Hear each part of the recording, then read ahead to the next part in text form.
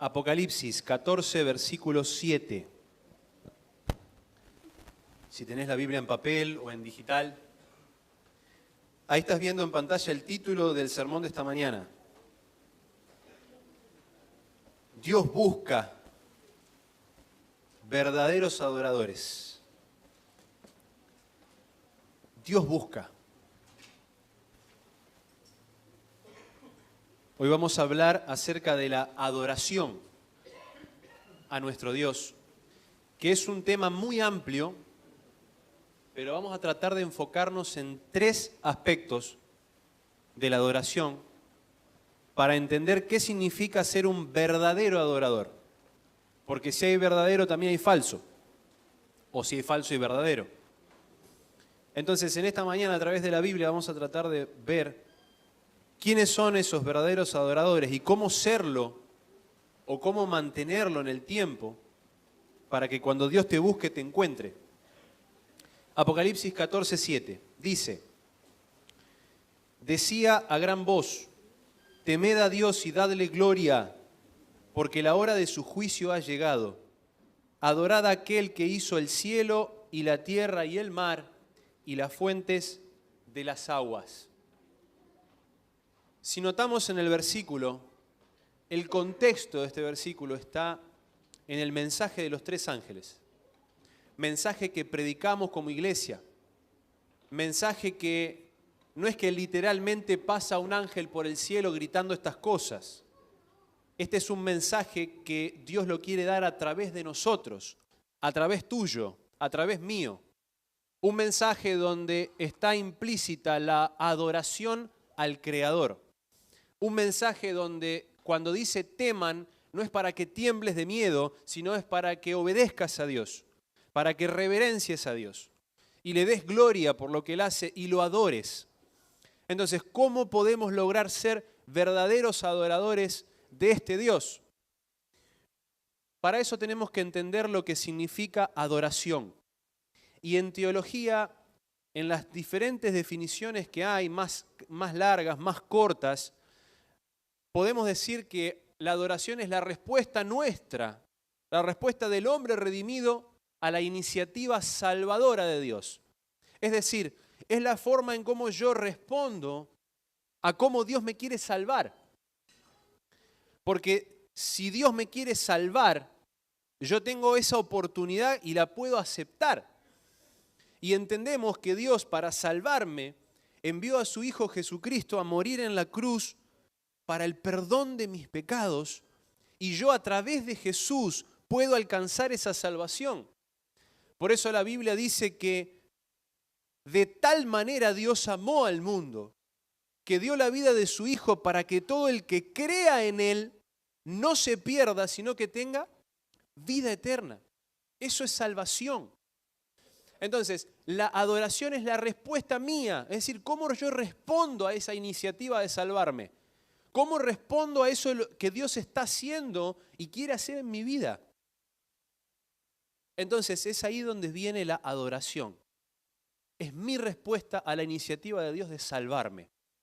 Cuando nosotros vamos a la Biblia, encontramos este versículo, Juan 4, 23 y 24, y noten que ahí dice: pero la hora viene y ahora es cuando los verdaderos adoradores adorarán al Padre. ¿En qué dice el texto? En espíritu y en verdad. Porque también el Padre tales adoradores busca que lo adoren. Dios es espíritu y los que lo adoran en espíritu y en verdad es necesario que lo adoren.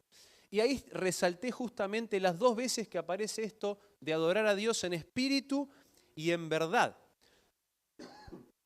Pero notá este detalle, lo que está marcado en amarillo. Habla de verdaderos adoradores. Habla que Dios busca a esas personas. Y habla que es necesario que lo adoren. Ahora, ¿qué significa esto? ¿Qué significa que Dios busca a esas personas que lo adoren en espíritu y en verdad? ¿Qué significa esto de que es necesario? Vamos a tratar de explicar. Vamos a entrar en el primer concepto, que es adorar a Dios en espíritu. La Biblia dice, ¿qué pues? Oraré con el espíritu, pero oraré también con el entendimiento. Cantaré con el espíritu, pero cantaré también con el entendimiento. Es decir, Dios acepta tu adoración, tu respuesta hacia lo que Él hace por vos desde el lado del sentimiento, desde el lado de la emoción, pero también quiere que agregues a la emoción la razón. Es decir, adoro con mi sentimiento, conecto mis emociones con Dios, conecto mis emociones con lo que estoy diciendo, con lo que estoy haciendo, pero también conecto la razón. Emoción y razón. Y en otra parte de la Biblia el salmista dice, alaba alma mía al Señor, y nota el detalle, alabe todo mi ser su santo nombre. Todo mi ser. Y acá entramos en el primer concepto de la adoración. Adorar en espíritu. Es decir, conectarme con ese Dios al 100%. Y quisiera preguntarte en esta mañana, ¿cómo te estás conectando con ese Dios? A veces me preocupa cuando veo personas que están en el culto con el celular. La persona está predicando y el que está escuchando está con el celular. En Facebook, en WhatsApp, en Instagram, en lo que quieras. ¿Qué pasó ahí? ¿Por qué la cabeza está en otro lado? El cuerpo está acá, decimos, pero la cabeza está en otro lado. Personas que tal vez, y te puede haber pasado, llegás a la iglesia el sábado a la mañana, te sentaste en el banco y no estás prestando atención a lo que se está diciendo, a lo que se canta, a la oración, porque estás preocupado por lo que tenés que hacer el lunes. O estás preocupado por lo que pasó en la semana y no te podés desenchufar de eso. Y estás acá físicamente, pero tu cabeza está en otro lado. Esa es la adoración que quiere Dios. Dios quiere que nos conectemos. Dios quiere que toda tu persona, que vos de forma completa te conectes con Él. Porque Él quiere bendecirte. Él quiere que vos salgas de este lugar esta mañana con paz en tu corazón y habiendo escuchado lo que Él tiene para decirte. Por eso el primer punto de la adoración implica mi conexión con Dios. Pero la conexión con Dios no se logra el sábado a la mañana de 9:30 a 12. La conexión se logra en la semana. Porque si en la semana yo estuve conectado con Dios, el sábado voy a querer conectarme nuevamente y la adoración del sábado a la mañana en la iglesia va a ser un resultado de lo que yo viví con Dios en la semana. Si yo en la semana estuve toda la semana sin tocar la Biblia, sin orar, con el celular, viendo películas, escuchando música, cualquier música, cuando llegue el sábado a la mañana me va a aburrir lo que voy a ver en la iglesia, porque no me va a atraer como me atrajo lo que estuve haciendo en la semana. Por eso quería dejarte una frase. Mi adoración en el templo es el resultado de la conexión con Dios en la semana. Cuando vos y yo nos conectamos con Dios a través de su palabra, a través de la oración, a través de la meditación en la Biblia, a través de compartirle a alguien de Jesús, el sábado a la mañana voy a venir y va a ser como la frutilla del postre de todo lo que estuve haciendo durante la semana. Pero si yo en la semana estoy haciendo cualquier cosa que no tiene nada que ver con lo espiritual, no voy a disfrutar lo que estoy haciendo en el culto del sábado. Voy a estar acá, mi cuerpo va a estar acá, pero mi cabeza va a estar en otro lado. Va a estar la música que estuve escuchando en la semana, va a estar las películas o las series que estuve viendo, va a estar las conversaciones que estuve teniendo. Porque me desenchufé completamente de Dios en la semana, vengo el sábado a la mañana, me enchufo 3 horas o 2 horas y media y cuando salgo me desenchufo y sigo con lo mismo. Esa no es la adoración que Dios quiere. Dios quiere una conexión completa con vos, no solamente las horas que estás en el templo, sino también las horas de tus días, tu diario vivir, tu día a día. Por eso Mateo 6:33 dice, busquen primero el reino de Dios y su justicia y todo lo demás será añadido. Primer concepto de la adoración, una conexión con Dios al 100%, no solo en la iglesia, sino en la semana. Segundo concepto, el versículo decía adorar en espíritu y en verdad. La Biblia dice en Miqueas, ¿con qué me presentaré ante Jehová y adoraré al Dios Altísimo? Me presentaré ante Él con holocaustos, con becerros de un año. ¿Se agradará a Dios de millares de carneros o de 10.000 arroyos de aceite? Y más adelante dice el texto, hombre, Él te ha declarado lo que es bueno y lo que pide de ti. 3 cosas. Hacer justicia, amar misericordia y humillarte ante Dios. Acá se resalta el concepto del adorador humilde, de venir a Dios con humildad delante de su presencia. Pero también se resalta el concepto de justicia y de misericordia, que eso implica, cuando la Biblia habla de justicia, se utiliza en muchas partes para referirse a la fidelidad, a la obediencia de la persona hacia Dios. Y cuando se habla de amar misericordia es el amor hacia el prójimo. Y en otra parte, en Mateo, por ejemplo, encontramos que dice, no todo el que me dice Señor, Señor va a entrar en el reino de los cielos, sino ¿quién? Dice el texto, el que hace la voluntad del Padre. Hacer la voluntad del Padre es obedecerlo, es serle fiel a ese Dios, es temer, como dijimos en Apocalipsis 14:7. Pero va a haber gente que va a decir, pero Señor, yo en tu nombre profeticé, en tu nombre hice milagros, en tu nombre eché demonios. Yo en tu nombre hice todas estas cosas, Señor. ¿Y qué le contesta Jesús? Nunca te conocí. Discúlpame, pero no te registro. Apartate de mí porque lo que hiciste no fue para mí. Tal vez pareció que era para mí, pero en realidad no lo fue porque lo que hacías no estaba en relación con la voluntad del Padre. Por eso Mateo, cuando Jesús hablaba de estas cosas, dijo, bien profetizó de vosotros Isaías cuando dijo, este pueblo de labios me honra, mas su corazón está lejos de mí. Esa no es la adoración que Dios quiere. Dios quiere una adoración sincera, una adoración de tu parte que vos puedas ser fiel a lo que Él te dice. ¿Saben cuál es el lugar más fácil para ser el mejor adorador? La iglesia. Porque es el lugar donde yo puedo fingir, por eso dice hipócrita el texto, puedo fingir mi adoración externa, pero eso lo puedo fingir hacia las personas. A Dios no le puedo mentir. Y yo puedo estar acá adorando y cantando y alabando a Dios y cuando vuelvo a mi casa sigo maltratando a mi esposa como lo hice durante toda la semana. Puedo estar acá cantando, alabando, adorando y puedo seguir siendo el mismo mal hablado que fui en la semana. Puedo seguir siendo ese cristiano falso o hipócrita que fui siendo en la semana. Eso es lo que Dios quiere.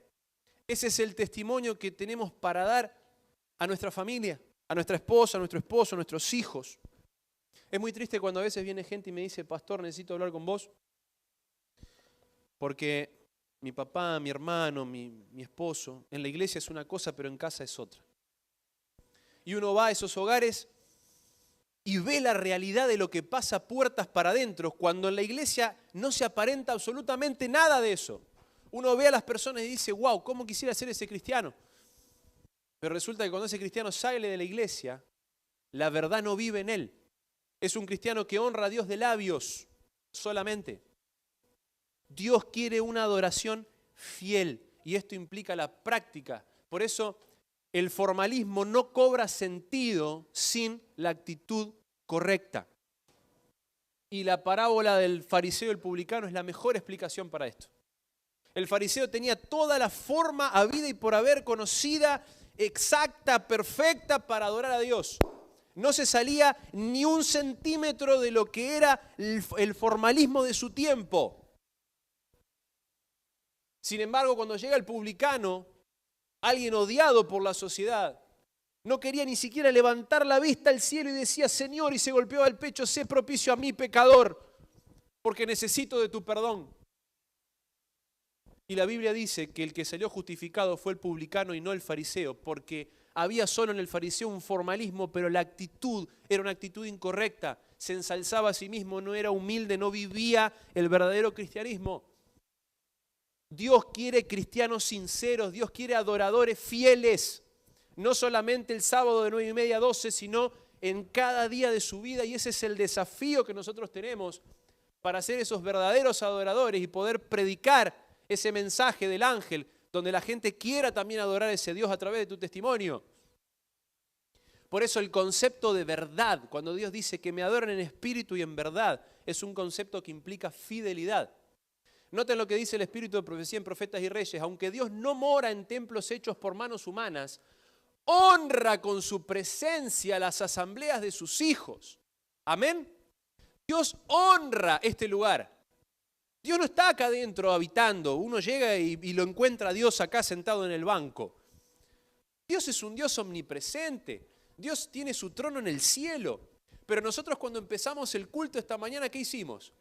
Oramos y pedimos la presencia de Dios. Y Dios honra este lugar con su presencia. Este lugar se santifica por su presencia. Y entonces la cita dice, prometió que cuando se reuniesen para buscarle, para reconocer sus pecados y para orar unos por otros, Él los acompañaría por su espíritu. Y la cita termina, pero los que se congregan para adorarle deben desechar todo lo malo, a menos que le adoren en espíritu y en verdad, así como en hermosura de santidad, de nada valdrá que se congreguen. Dios busca verdaderos adoradores.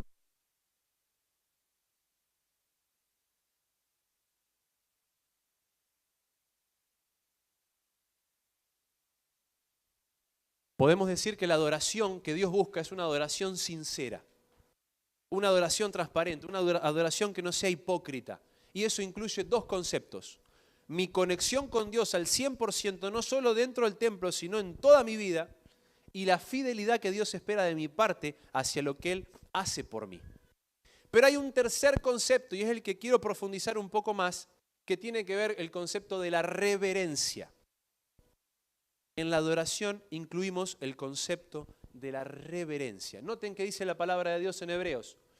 Así que recibiendo nosotros un reino inconmovible, tengamos gratitud, seamos agradecidos a Dios. Y mediante ella sirvamos a Dios agradándole con temor, ¿y qué dice después? Y reverencia. Y pastor, ¿cómo entiendo el concepto de reverencia? ¿Qué es esto de la reverencia? Bueno, hermanos, para entender el concepto de reverencia, necesitamos entender primero el concepto de la santidad de Dios. Santidad de Dios. ¿Y cómo es esto? Isaías dice, porque así dijo el alto y sublime, el que habita la eternidad y cuyo nombre es el santo. ¿Qué dice Dios? Yo habito en la altura y la santidad, y con el quebrantado y humilde de espíritu, para hacer vivir el espíritu de los humildes y para vivificar el corazón de los quebrantados. Un Dios alto y sublime, pero que se acerca al quebrantado de corazón, al que lo busca, al que quiere tenerlo cerca. Un Dios que está atento a las cosas grandes, pero también atento a las cosas pequeñas que te pueden pasar. Un Dios que se ocupa de un grupo, pero también se ocupa del que está solito. Ese es el Dios que tenemos, un Dios que vive en la santidad. Apocalipsis 4, mencionando un poco de la adoración a Dios. Noten lo que pasa en el cielo. El texto dice, los cuatro seres vivientes no cesaban día y noche de decir, santo, santo, santo es el Señor Dios Todopoderoso, el que era, el que es y el que ha de venir. Y siempre que aquellos seres vivientes dan gloria y honra y acción de gracias al que está sentado en el trono, al que vive por los siglos de los siglos, los 24 ancianos se postran delante del que está sentado en el trono y adoran al que vive por los siglos de los siglos y echan sus coronas delante del trono. ¿Y qué dicen? Señor, digno eres de recibir la gloria y la honra y el poder. ¿Por qué? Porque tú creaste todas las cosas y por tu voluntad existen y fueron creadas. Mirá la adoración que Dios recibe en el cielo. Mirá las palabras que se utilizan, las acciones que hay de los seres creados. Y estamos hablando de seres que están ahí en la presencia de Dios. ¿Cuánto más deberíamos hacer nosotros, seres humanos pecadores finitos, que estamos siendo salvados por este Dios maravilloso? Concepto de santidad. ¿Qué pasó con Moisés cuando estuvo en el desierto y de repente vio una planta seca que se prendió fuego y no se consumía? Se acerca porque le llama la atención. Dice, ¿qué está pasando acá? Y cuando se acerca, una voz que sale de la zarza y que le habla y le dice, no te acerques, quita tu calzado de tus pies porque este lugar que estás, ¿qué es? Es tierra santa. ¿Cómo tierra santa si era un hueco en el desierto, una plantita en el desierto? ¿Por qué era santa? Porque la presencia de Dios estaba en ese lugar. Y entonces cuando Moisés escucha esto, dice el texto que cubre su cara porque tiene miedo de mirar a Dios. Noten el concepto de santidad que tenía Moisés, la reverencia, el respeto hacia Dios, al saber que en ese lugar, en ese momento, estaba la presencia de Dios. Noten qué pasa cuando Jacob, andando por el desierto, escapando de su hermano Esaú, se queda dormido en un lugar, apoyando la cabeza sobre una piedra, y tiene un sueño donde ve una escalera que va de la tierra al cielo y ángeles que bajan y suben.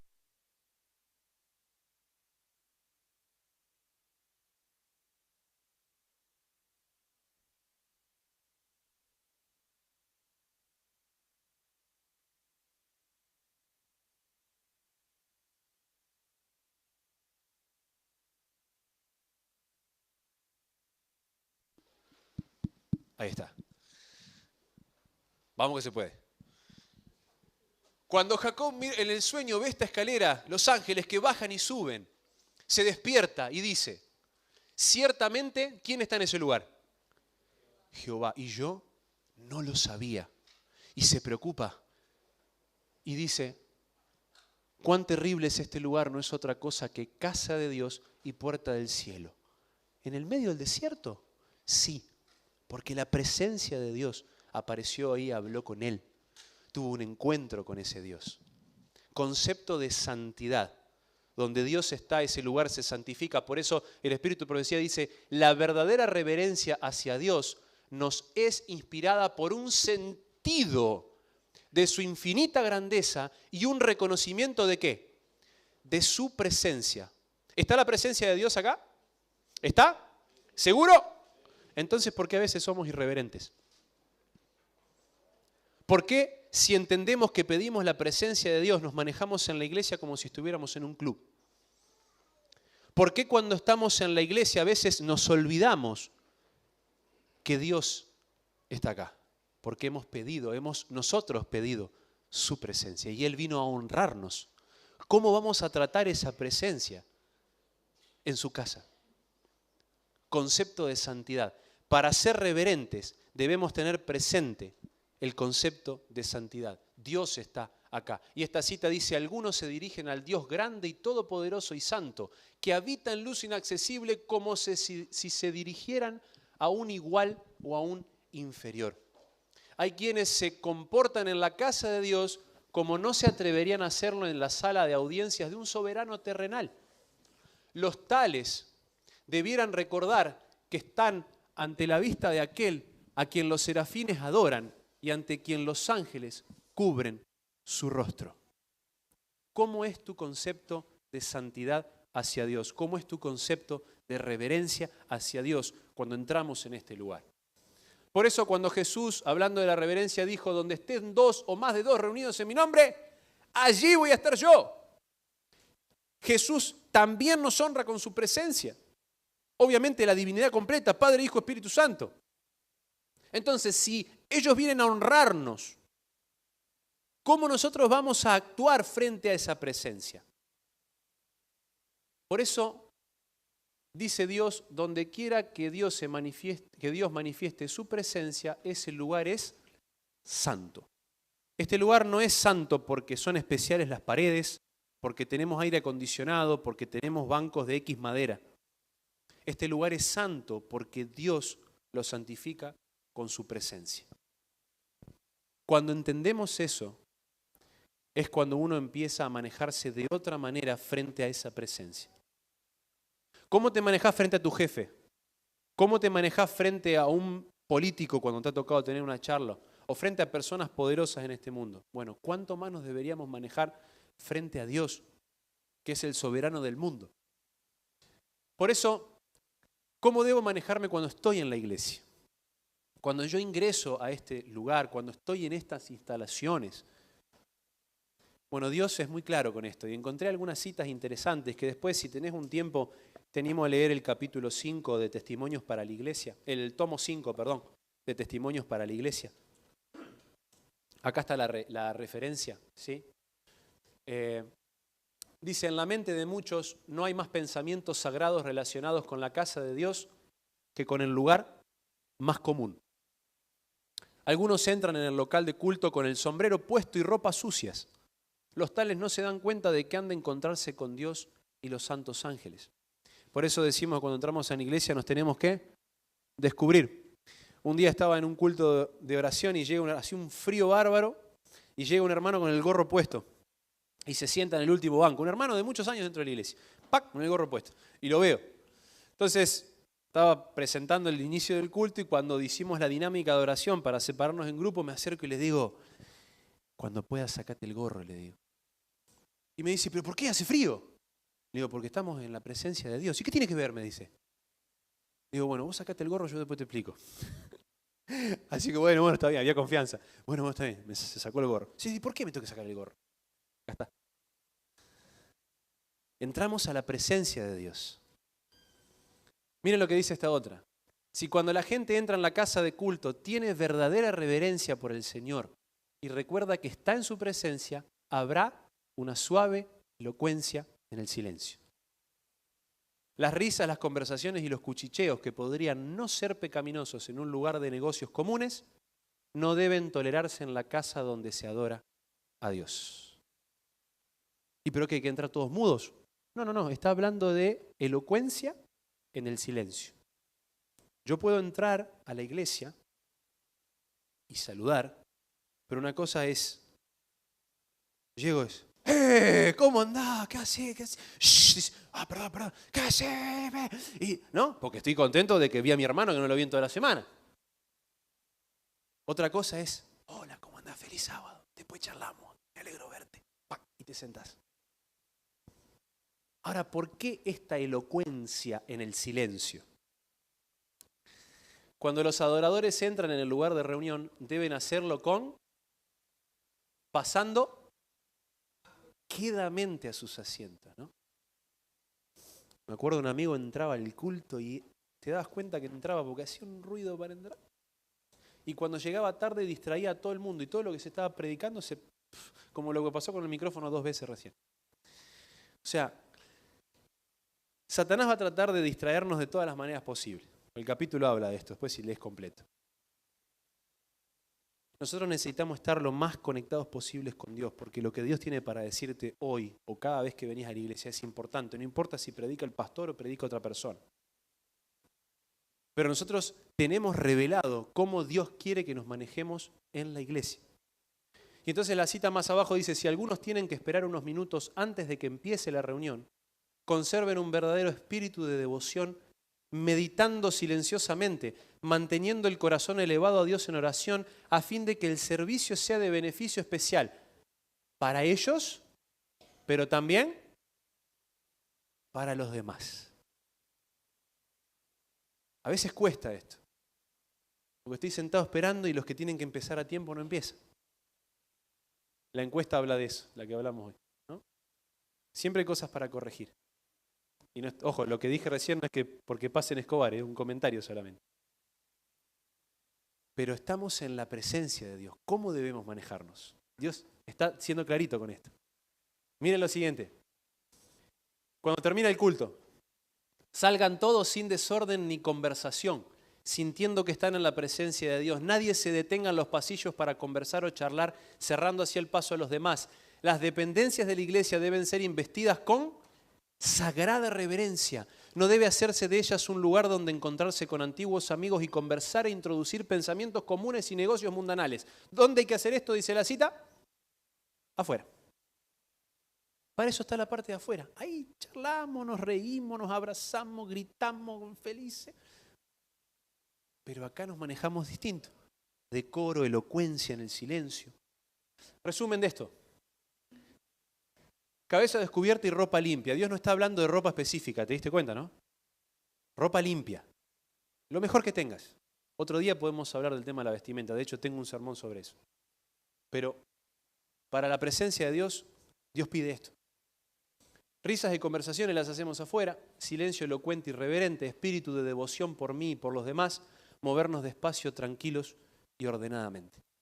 Estamos frente a la presencia de Dios. Y si ustedes me permiten, quiero dejar 3 mensajes para los papás, los que somos papás, para vos, querido joven, adolescente que estás acá, y para los que somos líderes de esta iglesia. 3 mensajes que encontré en este libro. Papás, y me incluyo. Hay una parte que voy a leer yo y otra parte que te voy a pedir que la puedas leer vos mentalmente. La cita dice: padres, eleven la norma del cristianismo en la mente ¿de quién? De sus hijos. Eleven la norma. Ayúdenles a entretejer a Jesús en su experiencia. Enséñenles a tener la más alta reverencia. ¿Por qué cosa? Por la casa de Dios. Y a comprender que cuando entran en la casa del Señor, deben hacerlo con corazones enternecidos y subyugados por pensamientos como estos. Y acá te pido que puedas leer esta parte, que es para vos y para mí.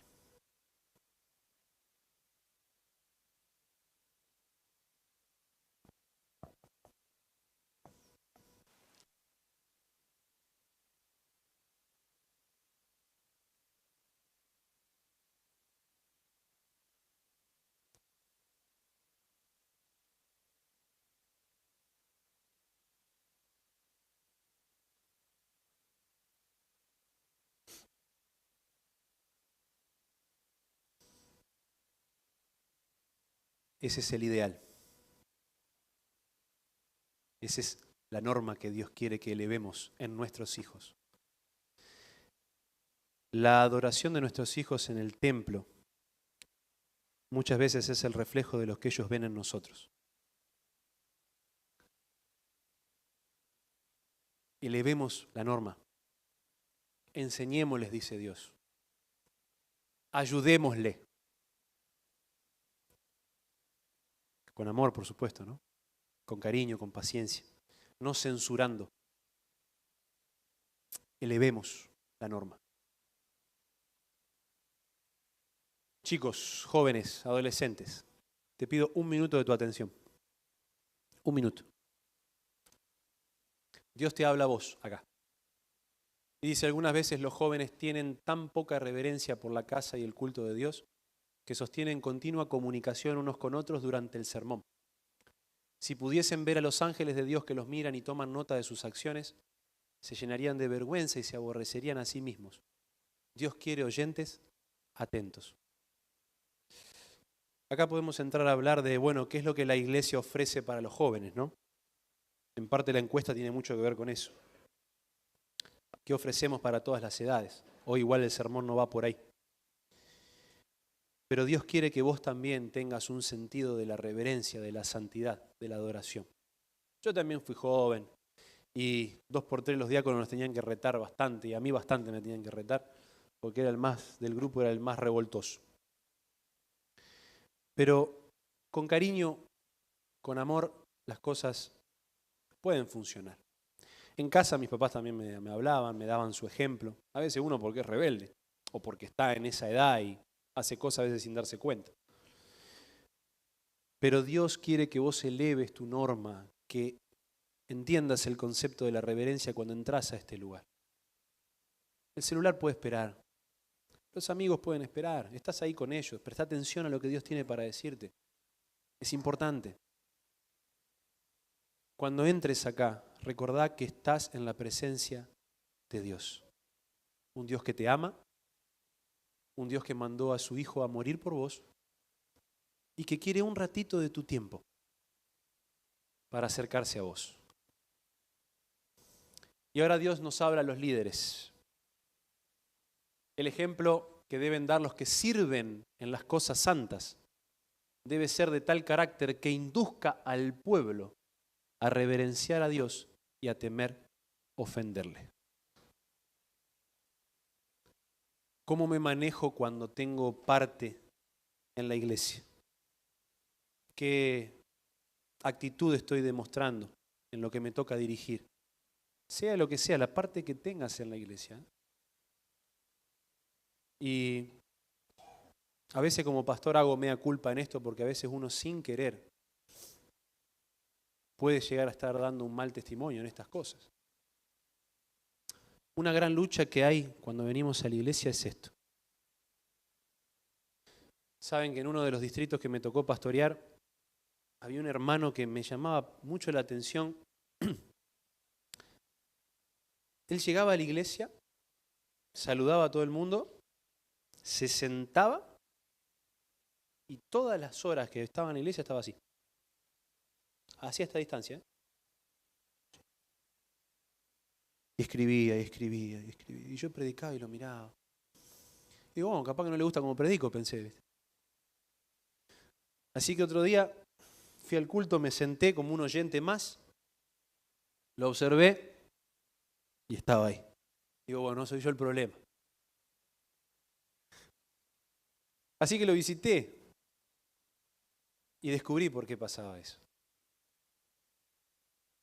La conexión con Dios que te hablaba hoy. Cuando vos no estás conectado con Dios en la semana, conectarte el sábado un rato o no es lo mismo. Dios quiere oyentes atentos. Y a veces los pastores estamos con esto. Yo dentro de la iglesia ya agarré la costumbre de silenciarlo y de tratar de no tocarlo. A veces puede surgir una emergencia, ¿no? Obviamente uno usa la Biblia, tiene cosas acá. Y cada uno sabe lo que hace en su adoración a Dios. No estamos acá para juzgarte.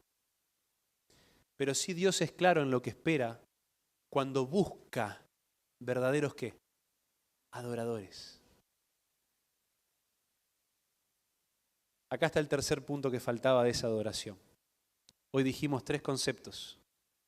Conexión al 100%, fidelidad y ¿cuál es el otro? Reverencia. Y dentro de la reverencia el concepto de santidad. Entender que estamos frente a la presencia de Dios. Con nuestros pecados y errores, con nuestra humanidad, pero siempre tratando de alcanzar el ideal que Dios quiere. Cuando la gente viene a la iglesia de Escobar, tiene que salir llevándose una experiencia con Dios profunda.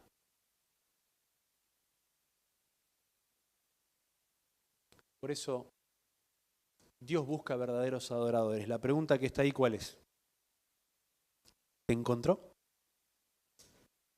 Yo quiero animarte en esta mañana a dejarte el desafío. Primera pregunta, ¿cómo está tu conexión con Dios en la semana? Segunda pregunta, ¿cómo está tu fidelidad, tu vida de adoración? Tercera pregunta, ¿cómo está tu reverencia hacia Dios? Si crees que hay algo que se puede ajustar, algo que mejorar, hoy Dios te habla y te anima a hacerlo. Porque Él quiere que seas ese verdadero adorador que Él necesita. Notaste que el texto que leímos en Juan decía, es necesario que lo adoren así. ¿Por qué? Porque el mensaje de los 3 ángeles no se va a predicar por un ángel que pasa volando. El mensaje de ese ángel se predica a través de tu testimonio y el mío. Y cuando la gente ve un adorador conectado al 100% con Dios, un adorador que es fiel a lo que Dios manda, un adorador a Dios que entiende el concepto de santidad y se maneja de forma reverente ante la presencia de Dios, las personas pueden notar que Dios es real. Y ese mensaje se predica. Por eso Dios te está buscando. Y mi deseo es que te encuentre. Y cuando Él te encuentre, vos puedas ser de testimonio para otros. Que el Señor te bendiga en esta mañana y que nos ayude a ser verdaderos adoradores. Amén.